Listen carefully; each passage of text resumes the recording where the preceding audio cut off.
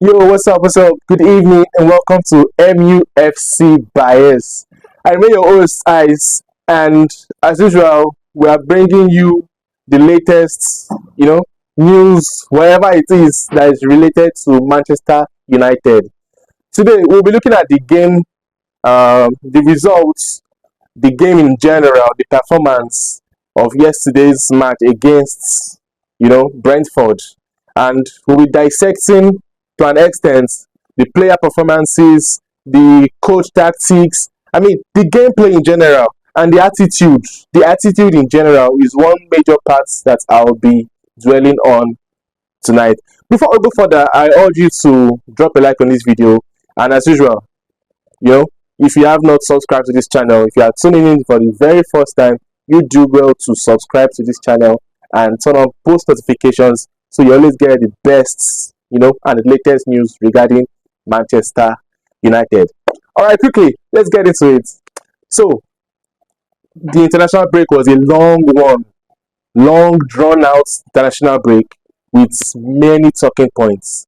Ten Hag was under pressure after the the result before the international break.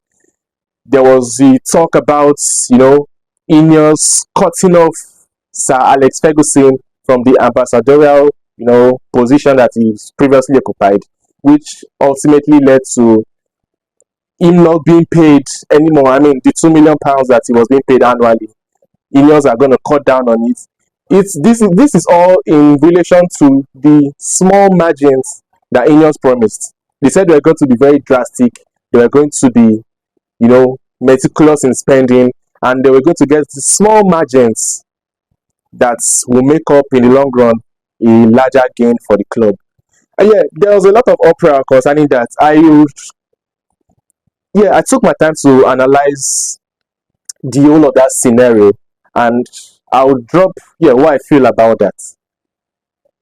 When the news first broke, I was a bit pissed, but I was a bit pained that Sir Alex, with all that he's done for the club, anything that Manchester United is currently, we owe a major part of it to the legendary Sir Alex Ferguson. Yeah, but then he's 80 plus. He's definitely not broke. I mean, he can definitely afford everything that he needs as a senior citizen in the UK. He's a knight for crying out loud. It doesn't take anything away from what is achieved for Manchester United. Everybody knows the foundations of Manchester United is Sir Alex. Is Manchester United true and true? Yeah? But I think the opera was a bit uncalled for, because he still should attend Manchester United games. He's not been banished from Old Trafford in quotes. He still has access to the director box. Yeah, he still is very well respected personality in the club. But we didn't get much of this energy when Ineos cut down the workforce of Manchester United staff.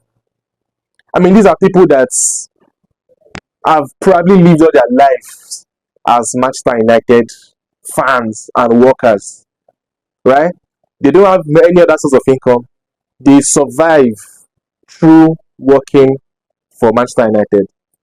I mean, I'm talking about the cleaners, the gardeners, the cooks, whoever was affected by the Ineos slash in staff strength. Over 50%. There was no opera. Then, because one person, not ordinary person, of course, with all due respect, lost an ambassadorial role, it was made much of a big deal. And I'm pretty sure if we went on an international break, it wouldn't have made the news as much, because there would have been other talking points to dwell on. But of course, it's Manchester United. There must be news regarding Manchester United in an international break for the media to sell, for the dailies to sell. So they made a big fuss about it and blowing it out of proportion, not being helped by the emotional Manchester United fans, the emotional ex-players like Eric Cantona, of course. So that's my take on that. It's It's not. I feel Ineos should have just let it slide. It's just £2 million per annum, but it is what they promised. And for the first time, we have a footballing structure making decisions.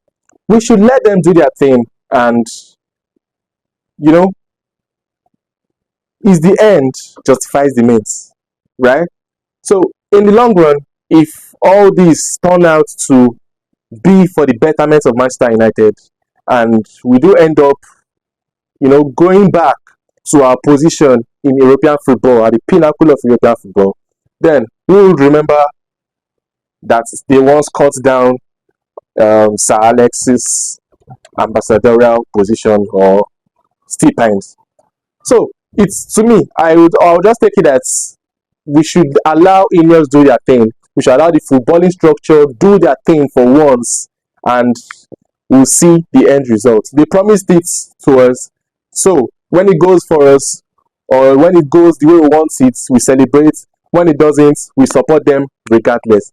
Yeah, that's my own point of view. I really love to hear what you think about this whole scenario and the whole debacle regarding Ineos terminating Sir Alex's ambassadorial position. Drop your take in the comment section, and we'll go on further discussions therein. All right. Yeah, if you've seen this video so far, I really want to urge you, if you like what you've seen, do want to smash a like to the video.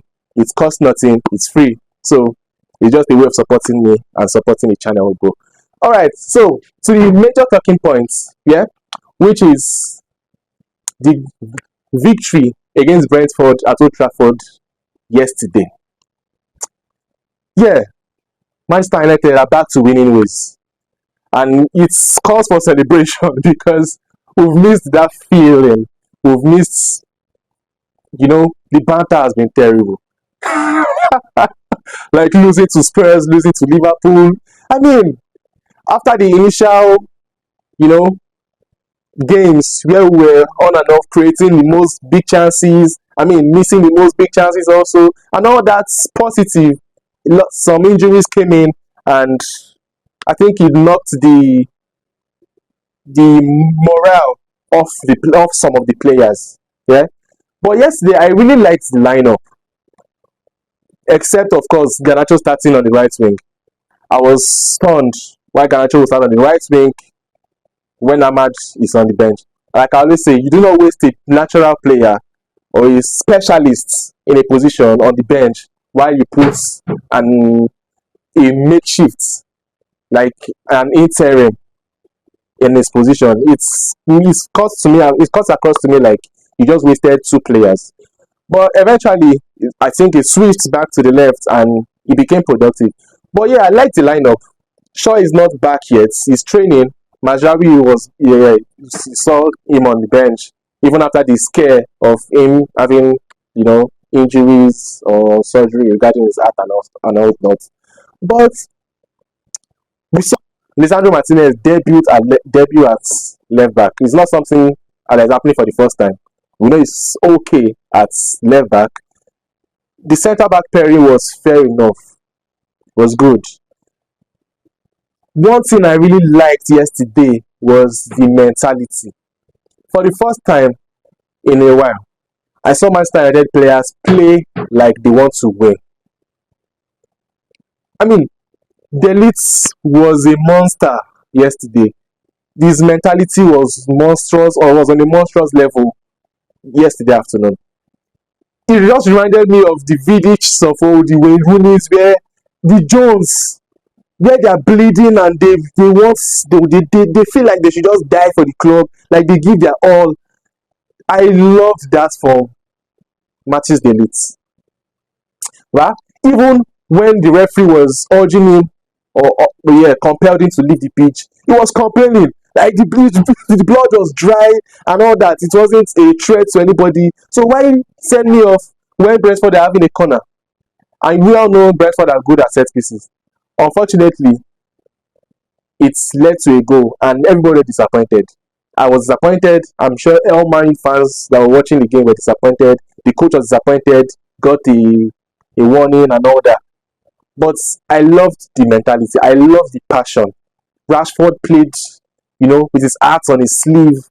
Garnacho played like he wanted to win it. Martinez played. Bruno Fernandes. I mean, just check out that assist from Bruno Fernandes for the second goal. That is the Bruno Fernandes that we know. Deft touch, just one touch assist, and Højlund is through on goal. And what a goal from Rasmus Højlund.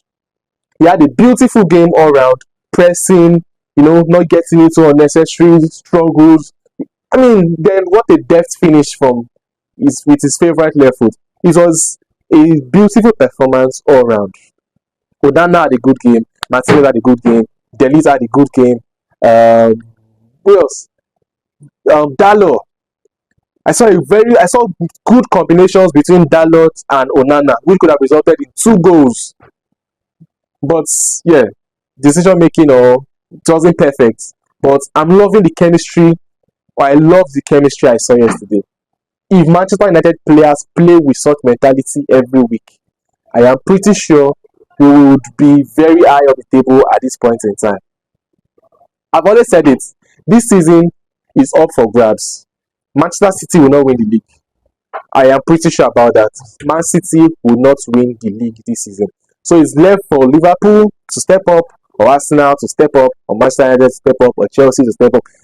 It's open. So it's just a team that can be more consistent through the course of the season that will make it. Yeah.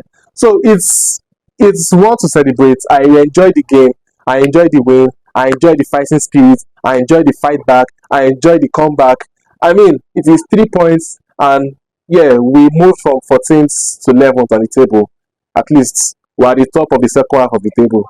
So it is progress. We're making progress, and I really hope next week when we do play West Ham, I really hope it's another 3 points in the bag. Many of our rivals dropped points, so we're getting closer to the top. Arsenal drop points, Chelsea drop points. So it's pretty good. I mean, it's pretty good for Manchester United all around. So it's a pretty good weekend. So there's nothing that restrains us from celebrating this as a big win for Manchester United. All right. So I want to hear what you think about the game yesterday. Who was your standout performer? Areas you think we need improving. Did you enjoy the tactics? Did you enjoy the gameplay? And what you expect from Manchester United going forward? Is Ten Hag safe? I mean, yeah, just let me know what you think about all the talking points so far in the comment section. And till the next video, just stay winning, stay red, and have a blessed week ahead. Cheers.